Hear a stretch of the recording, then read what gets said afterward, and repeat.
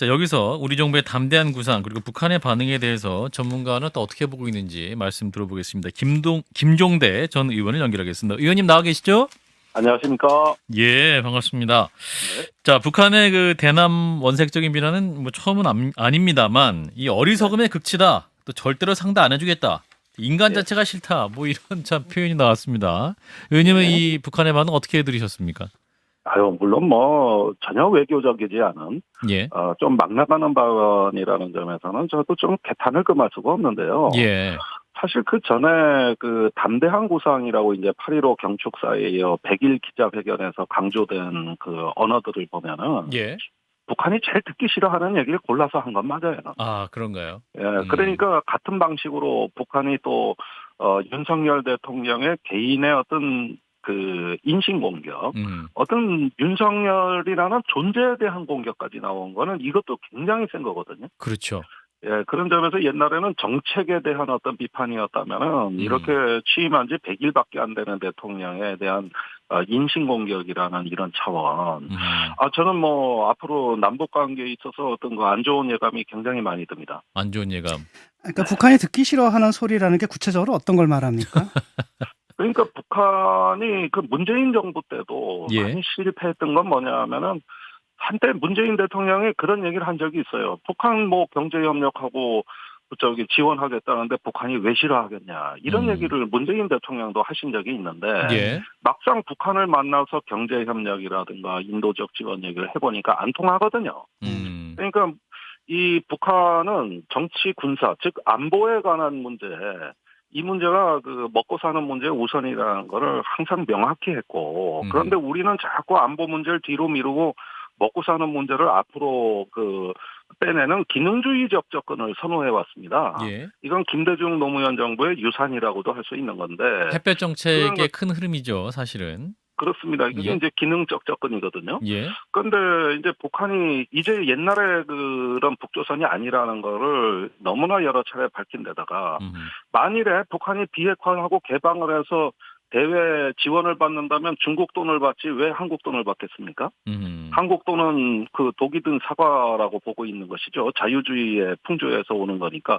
반면에 중국은 자기네하고도 또 상당 부분 좀 유사성도 있고 오히려 중국이 북한에 투자하고 싶어 하는 게 훨씬 많거든요. 예. 그러니까 자꾸 남한이 이런 경제적 지렛대로 북한의 핵 문제를 어찌어찌 해보겠다.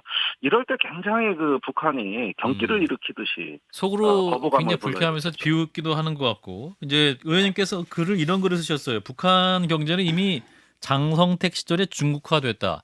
이런 말씀은 이미 이제 우리의 그 경제 카드가 북한에게 그렇게 매력적인 얘기가 아닐 수 있다라는 의미인 거죠.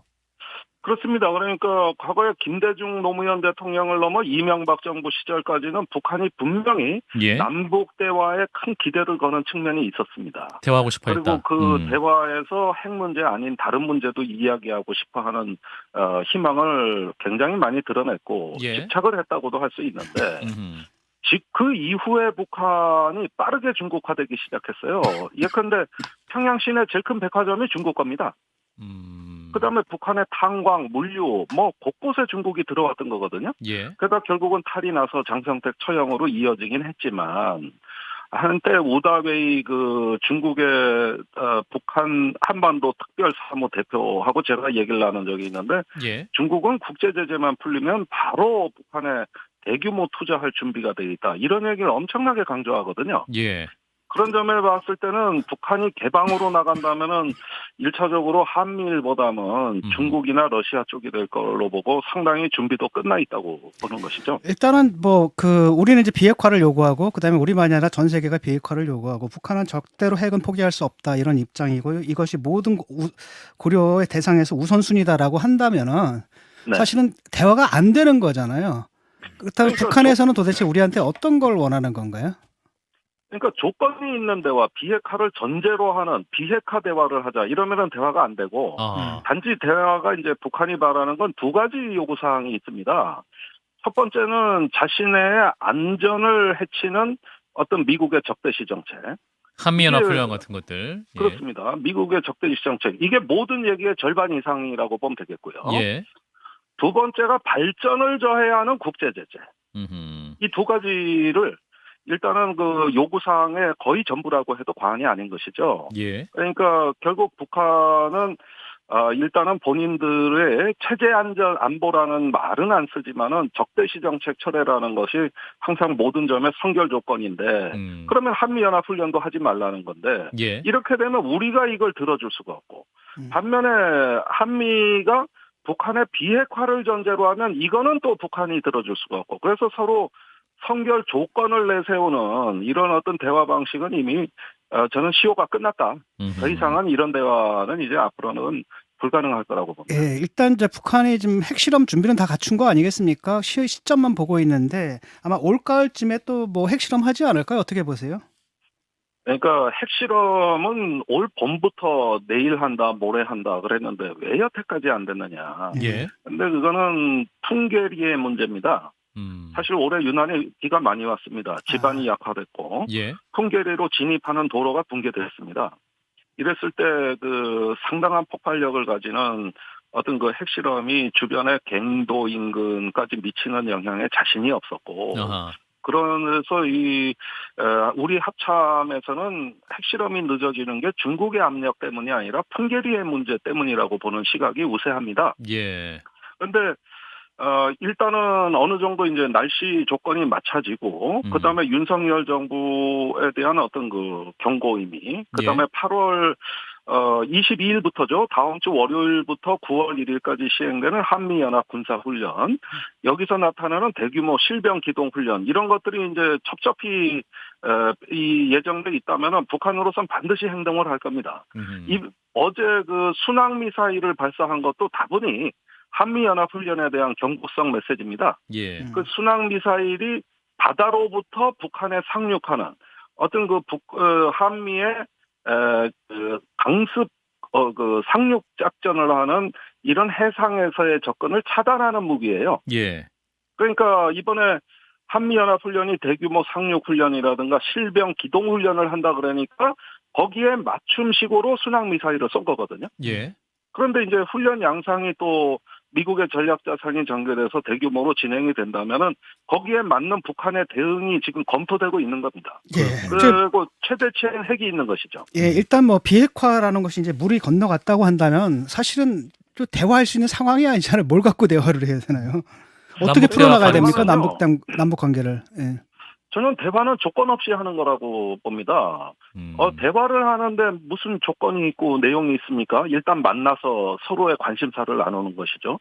그런데 이제 윤석열 정부의 담대한 구상에서 이야기되는 대화는 비핵화 대화 또는 비핵화 협상이 된다면 이런 그 조건절을 갖고 있어요. 예. 그런데 저는 비핵화와 무관하게 대화라는 것은 그것을 구애되지 않고 만나서 하는 걸 대화라고 할 수 있는 것이고 또 지금 뭐 한반도의 핵 문제뿐만이 아니라 기후 위기 문제라든지 여러 가지 어떤 방역 문제라든지 남북 간의 공동 이익을 도모할 수 있는 부분은 차고 넘칩니다. 그러니까 대화 자체는 조건 없이 하는 거고 이 의제에 구애받지 않고 만나는 거거든요. 일단 이런 제안이 나와야 되는 건데 그건 절대 안 하죠. 근데 뭐 양쪽이 안 합니다. 우리의 관심사라는 게 결국은 비핵화일 수밖에 없고 북한도 결국 우리 대화라는 게 돈 달라는 얘기지 않습니까? 근데 우리가 돈을 줄 수 있는 상황이 아니고 그 얘기 싫어한다잖아요. 돈 달라는 그런 아니 얘기. 그렇잖아요. 바로 분노합니다. 우리가 좋아서 대화하는 건 아니고 분명히 어떤 협력을 뭐랄까 어떤 경제적인 급부를 달라는 얘기인데 사실은 그런데 예. 그거는 과거에 북한은 분명히 그랬습니다. 그럴 때 이제 북한 핵을 협상용이라고 했던 겁니다. 예. 그런데 지금 북한의 핵은 협상용이 아니라 억제용 무기고 예. 이 자체 안전에 필요에 의해 가지고 이 국채라고 표현을 했던 김여정이 말이죠. 예. 이런 것들은 이미 북한의 안보에 궁극적 억제력을 제공하는 건 핵밖에 없다. 예. 이렇게 된 순간 이것은 협상 목록에서 빠지는 거거든요. 비핵화는 없다. 결국. 그러니까 그 비핵화의 조건은 관계 정상화, 평화 체제 구축, 적대 정책 철회 한 7가지 요구 사항 정도가 지금 나와 있습니다, 사실은. 예. 근데 그 비핵화를 그거를 갖다가 뭐 요구하지 말라고 한다면은 그쪽으로 돈이 들어갈 수는 없거든요. 그렇다면 북한이 남한에 대해서 사실 관심을 가질 일이 없는 거죠. 그거 외에는. 예. 예, 그런데 그 과거에 이제 중국이 지금같이 발전하지 않았을 때는 예. 한미에 기대하는 부분이 많았지만은 지금 중국의 기술이란 자본 수준이 이미 서구에 그 거의 버금가는 상황이기 때문에 예. 이제는 한국에 대해서도 제가 아태평화의 일꾼들을 많이 만나봤어요. 예. 그쪽에 경제 일꾼들을 만나봤는데 김대중 노무현 대통령식의 그 난개발식 대북 협력을 원하지 않습니다. 아하. 그때는 온갖 일을 다 벌리고 아무것도 성과를 못 거뒀거든요.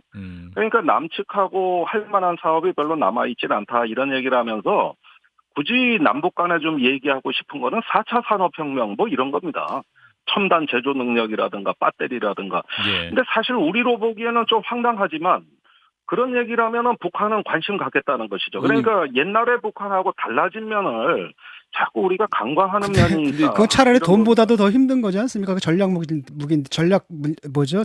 물자들이고 그건 지금 러시아에 대해서도 지금 금수가 되어 있는 상황인데 이런 걸 어떻게 넘겨줘요? 김 소장님. 아니 그러니까 언젠가는 얘기겠죠. 그러나 일단은 이번에 담대한 구상에서는 그 농업이라든가 의료라든가 인프라에 대한 얘기를 많이 하면서도 이왕 그 구축돼 있는 경제 협력의 3대 그 의제, 예. 금강산 관광이라든가 개성공단이라든가 남북 철도 연결에 대한 얘기는 이 정부가 일부러 안 하고 있거든요. 예. 그러니까 그러면서 나중에 북한 사회를 부흥시킬 수 있는 이런 목록을 얘기하니까 이 역시도 그게 지금 국제 제재가 있기 때문에 현금이 흘러가는 사업들이라서 그건 국제 제재가 있어서 힘든 거 아니겠습니까?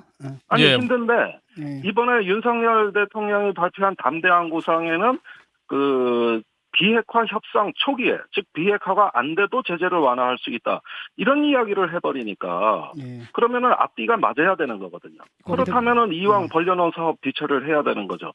아니나 다를까 담대한 구상이 발표되고 미국과 유엔에서 즉각 선을 긋는 다른 메시지가 나왔습니다. 담대한 구상에서 나온 제재 완화는 가설적 상황이다. 즉 윤석열 대통령이 북한의 희토류와 우리 식량을 맞바꾸는 식의 뭐 구상을 한 것 같은데 그거는 엄연히 제재 위반이다. 이렇게 해서 선을 딱 그어버린 것이다. 결국은 윤 대통령의 말에 대해서 북한뿐만 아니라 미국이나 유엔도 호응을 하지 않는 것. 그럼 윤석열 정부가 그러니까 비핵 개방 3천에 거의 이제 복잡한이라는 비판을 듣고 있는 이 담대한 담대한 구상 얘기를 지금 꺼낸 이유는 뭘까요? 저는 너무 담대하셔서 탈이다. 아, 예. 좀 냉정해지셔야지 왜 이렇게 담대하시냐. 예. 사실은 이런 이야기를 굳이 이렇게 실현 가능성이 전혀 없는 이런 어떤 담대함을 보이는 건 무모함이고요. 예. 왜 이런 얘기를 꺼내느냐. 저는 이제 그 한미연합훈련을 전후로 해가지고 북한에 대한 그 상당히 강도 높은 강압 정책이 앞으로 펼쳐집니다. 예. 그 한미연합훈련뿐만이 아니라 미국의 전략자산전개라든지 여러 가지 지금 한미일 군사협력이라든지 이게 북한에 대한 고강도 그 압박 정책이 예상돼 있기 때문에 균형추를 맞추기 위해서 이런 어떤 그 협력의 구상도 하나 미리 내놓는 게 아닌가. 결국은 이것이 어떤 그 새로운 협력의 희망을 준다기보다는 앞으로 의지와 의지가 충돌하고 힘과 힘이 충돌하는 어떤 하나의 전조처럼 비춰진다는 것이죠. 예. 그렇군요.